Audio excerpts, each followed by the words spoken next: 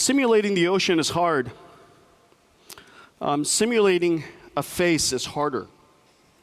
And the reason for that is because our facial expression is used to communicate, even subtle ones.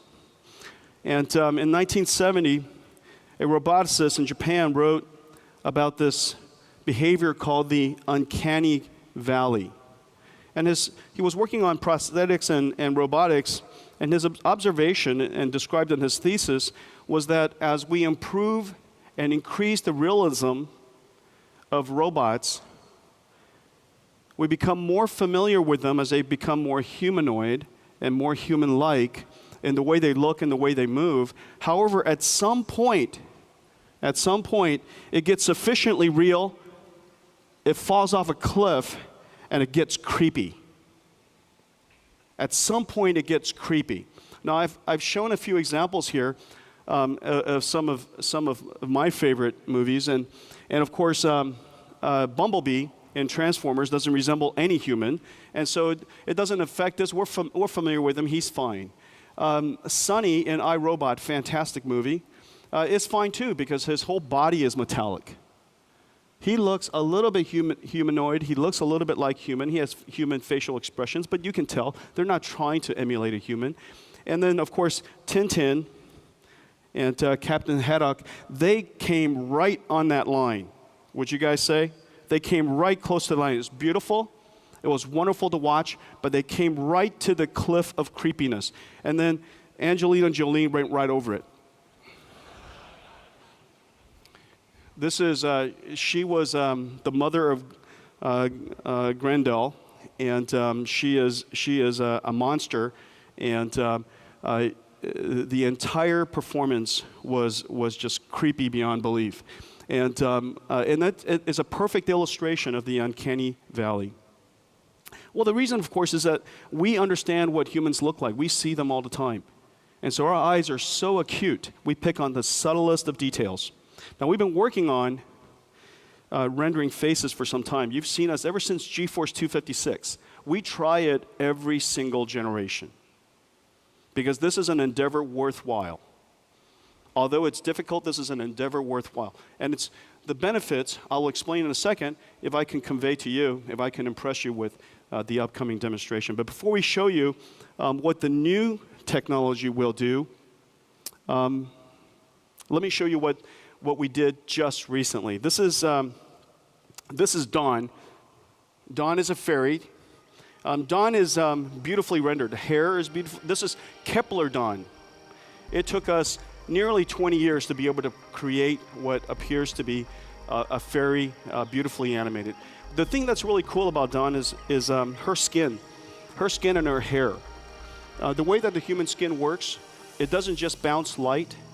Light actually permeates through our skin, scatters underneath our skin, and then comes bouncing out in a whole lot of different directions. That creates that kind of lifelike look instead of plaster or just brown paint. She's really, really quite beautiful. The thing Dawn is a breakthrough in a lot of ways. The depth of field effects that you see that create the cinematic look in this particular shot, the soft shadows. Look at her pores, the bump maps, the light maps, the specular maps, all of this technology that was necessary to produce Dawn. But let's Dawn, if we could have Dawn do a performance, please. And this is where the challenge of computer graphics comes.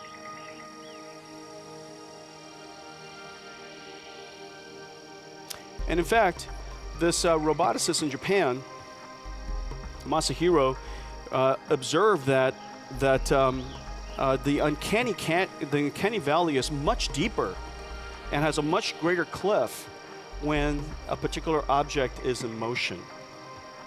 And you can see how in fact earlier she was beautiful, and now you can tell obviously that she is computer animated. She's still a wonderfully, beautifully rendered computer animation, but it's an animation nonetheless.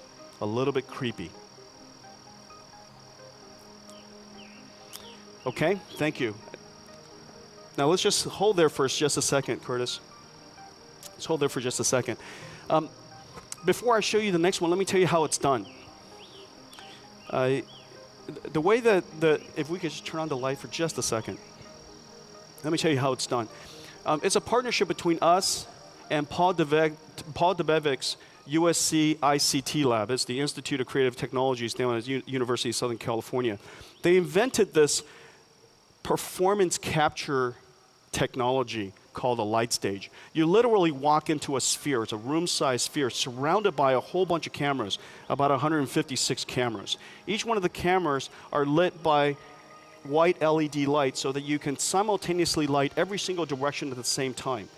It also has cameras that are polarized and properly filtered so that it could take all kinds of different types of, extract different types of information from that scene. You walk into this thing, and the first thing that it does is extract a coarse geometry.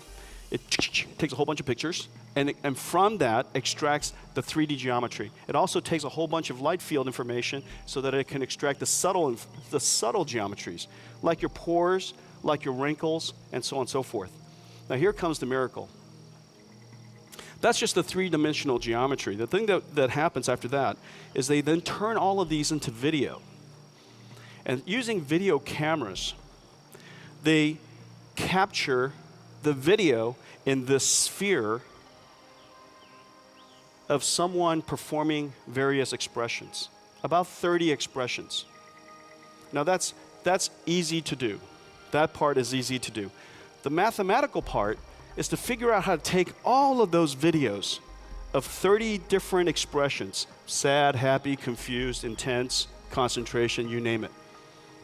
To take those 30 expressions and extract from it the smallest library of mosaics that represent how you move, how you express.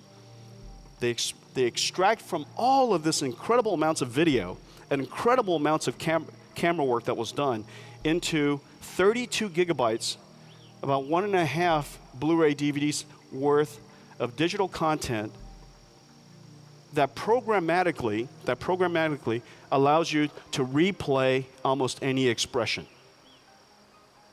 Okay? Now, of course, 32 gigabytes is still too much for us to perform in real time, and so our team created a new technology called FaceWorks. The last thing was called WaveWorks. This is called FaceWorks. FaceWorks takes this 32 gigabytes of information and condenses and compresses it even further to about 400 megabytes. And what's left are three-dimensional meshes that we articulate using our GPU. These meshes are articulated using the GPU. The meshes are being synthesized and created in real time, tessellated in real time. And we take the light maps and the bump maps and the texture maps. We compress all of it into a new way of rendering facial expression. FaceWorks is really a breakthrough piece of work. And, well, let's show it to you. This is digital IRA. IRA is not a recording. IRA is being processed in real time on a GPU called the Titan. Just mathematically, it takes about 8,000 instructions, 8,000 instruction long program to articulate the geometry, all of the meshes, and all of the pixel processing necessary for each and every pixel. Each one, the 8,000 instructions, call it 5 floating point operations per instruction, 40,000 ops per pixel. Multiply that by, call it half the screen of HD, and multiply that by 60 hertz, and you get something along the lines of about 2 teraflops, which is about half of the performance necessary by Titan, which is one of the reasons why we built Titan, so that we can do things like this. Now, of course, the lighting is wonderful. You can see the subtleties of the pores. Look at the way the shadow rolls over him. His eyes. Now imagine each and every one of us would have one of these scans done. And I frankly think that every important person on earth how to have it done. Could you imagine if Lincoln had this done? And we could literally sit there and talk to him and listen to him talk and give that speech in a fidelity like this. What would it be like if we could use this for telepresence? So instead of video conferencing, our words are translated into instructions which should express or animate the avatar on the other end. We can talk to you from just about any angle. You can move around and look around. Now let's make Ira say a few things just to. So Ira, what did you have for breakfast? I ordered a yogurt parfait, and the whole parfait was fruit, frozen fruit. There was no yogurt. It's supposed to be half fruit and half yogurt, but the whole thing was frozen fruit. That's pretty amazing, huh? That's really amazing. Hey, let me ask you something. Have you heard of Shield? What do you think about Shield? Take my money! All right, let's make well, let's see, what can I make you do? Hey, show me Zoolander. That's not bad. Okay. Show me white guy dancing.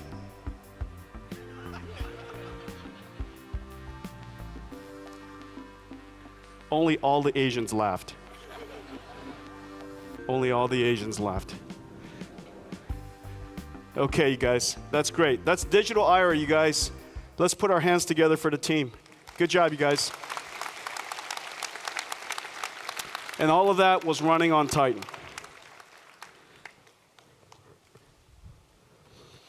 Okay, so that's face work, advanced real-time character performance. Imagine how real-time performances, video games or video conferencing, avatars could really be revolutionized as a result of some technology like that. So that's the first part, chapter 1, computer graphics.